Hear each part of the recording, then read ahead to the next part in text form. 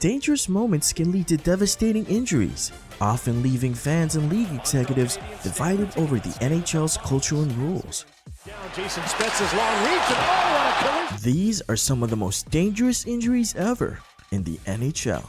Kicking this one off with a moment that left anyone and everyone stunned. An incident that led to a lawsuit as well as criminal charges. It began when Steve Moore of the Avs elbowed Canucks star forward and the league's leading scorer Marcus Naslund in the face. Naslund had put himself into a vulnerable position, but the hit looked nasty. Naslund was injured and deemed out indefinitely. The Canucks and their fans were livid. Call it the mile-high hit that led to the mile-high. The team spent weeks simmering like a pressure cooker about to explode. During their next meeting, it was clear that this was personal. Everyone in the building could feel the revenge-seeking energy. Vancouver players took their turns challenging Moore to fight, but he didn't take the bait. Some say he should have taken the fight to end the tense atmosphere and own up to what he had done. Instead, things were about to boil over. Todd Bertuzzi skated up the ice behind Moore like a predator after its prey, grabbed the scuff of his jersey, sucker punched him in the back of the head, and slammed him face first to the ice. Yeah, the face of Steve Moore, his head goes down here, Bertuzzi goes after him, and he lands on him right there. Moore collapsed, and the bodies crashed on top of him in one of the most dangerous and frightening moments in NHL history. Moore was left with a fractured vertebrae and a concussion. He never returned to the NHL. The league, fans, and people from all walks of life were disgusted by Bertuzzi's despicable actions. It got so bad that it led to a lawsuit being filed against him. Bertuzzi apologized to Moore and cried what many fans deemed crocodile tears at his press conference. Steve, I just want to apologize for what happened out there, and I'm sorry for what happened. For many, it was too little too late, with some saying Bertuzzi simply didn't want to face the consequences of his actions. In an interview 10 years later, Moore said that watching the hit still brings back feelings of shock and disgust. It's just, shock and disgust, which is, what everybody, I think, This hit is so infamous. To this day, it still casts a shadow as one of the most brutal and dangerous moments in NHL history. Let's move on to Zdeno Chara's hit on Max Pacioretty. This was not just a dangerous hit. It also had a backstory many believed was rooted in revenge. Earlier that season, Pacioretty had scored an overtime winner and followed it up by giving the Big Z a shove.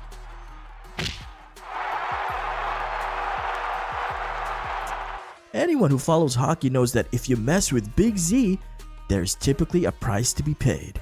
Chara would not forget that moment. Fast forward to their next meeting, Pacioretty came flying down the boards. Chara was closing the gap to take him out of the play. After Pacioretty moved the puck up ice, Chara edged him out straight into the metal stanchion at full speed. Center scoreboard, and right now there's a great deal of concern for Max Pacioretty. This is really violent. The arena erupted with boos and disgust. Medical staff rushed onto the ice as Pacioretty lay face down motionless, limp like a rag doll. He suffered a fractured vertebrae and concussion on the play.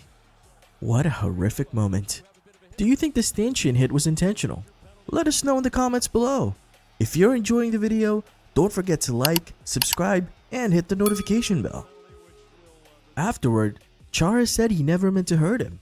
But as the article puts it, every NHL player suddenly changes their tune when the suspension hammer is hovering. Montreal fans were livid. It got so intense that the police actually opened an investigation into the hit. But amidst all the chaos, Pacioretty stepped in and said he did not want Chara prosecuted. The NHL made a change after the incident. The league mandated the installation of curved, spring-loaded plexiglass stanchions between the benches across all NHL arenas to absorb impact and improve player safety. While this hit sparked new blood reviving an old rivalry, the next one happened on the biggest stage of all, the Stanley Cup Finals. One hit, one fan base, a city on the verge of a complete meltdown. We are talking about Aaron Rome's hit on Nathan Horton. Horton lived for the pressure and the atmosphere of chasing the cup. He was a true battle-hardened contender with skill to boot. But in the fast-paced world of hockey, everything can change in an instant. Ethan Horton lets go of the pass, and that is a late... Rome caught Horton with a late blindside hit that stunned hockey fans everywhere. Horton dropped instantly, his head whiplashing into the ice while his arms raised in the air as he lost consciousness. This was indicative of a severe concussion. Bruins players stared in disbelief and were visibly outraged by the hit. Rome was tossed from the game and was later suspended. Horton missed the rest of the series. He initially recovered, but the injury led to multiple more concussions and he was never the same. He was forced to retire 3 years later due to a severe degenerative back injury called spinal degeneration. Lucic said the boys needed to rally around him. Mark Recchi said it was tough to see him go down like that. The Cup final added to the drama, and Boston ended up taking it in Game 7.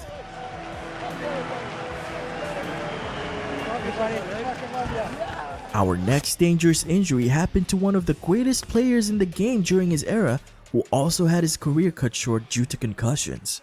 Eric Lindros was an absolute force with a knack for scoring big goals. In Game 7 of the 2000 Conference Final, he cut through the middle of the ice with his head down, while Scott Stevens was on the opposing team. And Lindros is hammered down to the ice by Scott Stevens. And Lindros remains... Players knew this was asking for a death sentence. Stevens lined him up and delivered one of the hardest open ice hits ever recorded. Shoulder to chin, lights out. That hit ended Lindros' Flyers career and became part of the reason the NHL started taking headshots and concussions more seriously. The severe danger of headshots to a player's physical, mental, and emotional well-being cannot be understated.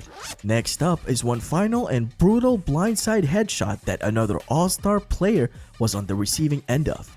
A scary play from one of the NHL's most notorious dirty players in recent memory. Mark Savard took a shot on goal, and unbeknownst to him, Matt Cook had him lined up from behind.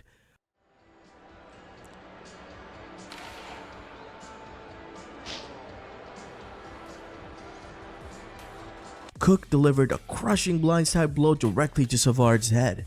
He was knocked out cold with a severe concussion. Similar to others on this list, he was never the same after this cheap shot. Coach Claude Julien said it was the classic blindside hit they needed out of the game.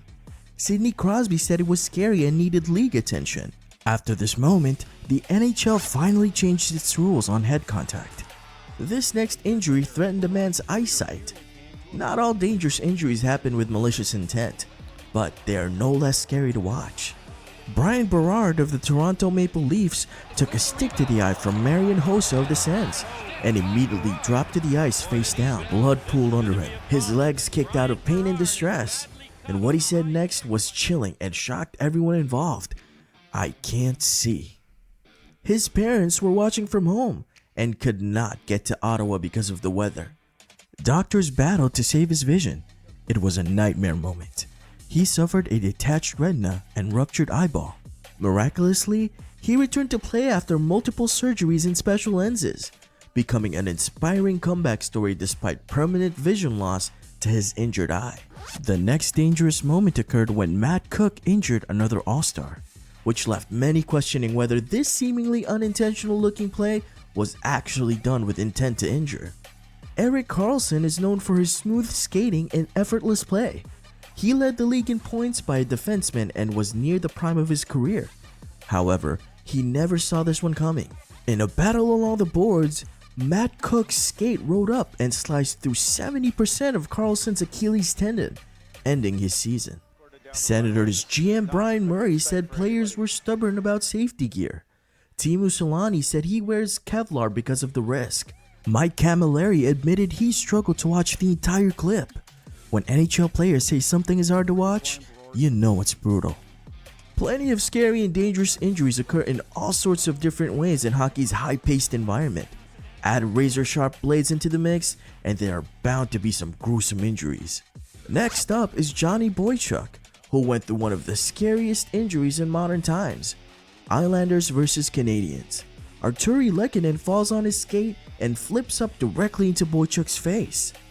Boychuk drops immediately, covering his face. Then he stands up and sprints to the locker room with the trainer chasing after him, indicating everyone knew how severe the situation was. Coach Barry Trotz said, "It's pretty scary, obviously around the facial or eye area. He's being evaluated." Boychuk once brought the Stanley Cup to a children's hospital. Now he's fighting his own battle to save his vision. If you think the skate blade incidents are behind us, we have a couple more for you. Richard Zednik was chasing the play behind the net when teammate Olli Jokinen laid a hard hit and fell to the ice. As he fell, his leg came up and his skate blade sliced right into Zednik's neck. Zednik grabbed his wound and sprinted to the bench, leaving a long trail of blood behind him. Thomas Vokun said Zednik's eyes were closed and he looked terrified. Jokinen said watching the clip made him feel physically ill. This was the type of dangerous injury that makes even the toughest of men look away and grimace. But believe it or not, this was not the first time this had happened. Let's rewind to 1989, arguably the most well-known, frightening, and dangerous injury to shock the hockey world and beyond. Clint Malarchuk lived the original nightmare. This is the kind of injury that makes even die-hard hockey fans challenge the limitations of player safety. It was Sabres versus Blues, a harmless play near the crease. Then suddenly, Steve Tuttle's skate blade popped up and sliced right across Malarchuk's neck, severing his carotid artery and partially cutting his jugular vein. A pool of blood poured onto the ice almost instantly. It was so surreal that it took everyone involved a moment to snap out of their shock and tend to him. Allegedly, some fans fainted. Others reported having heart problems. Players were throwing up. It was that grotesque. Malarchuk said he thought he was going to die and told someone to call his mom who was watching from home.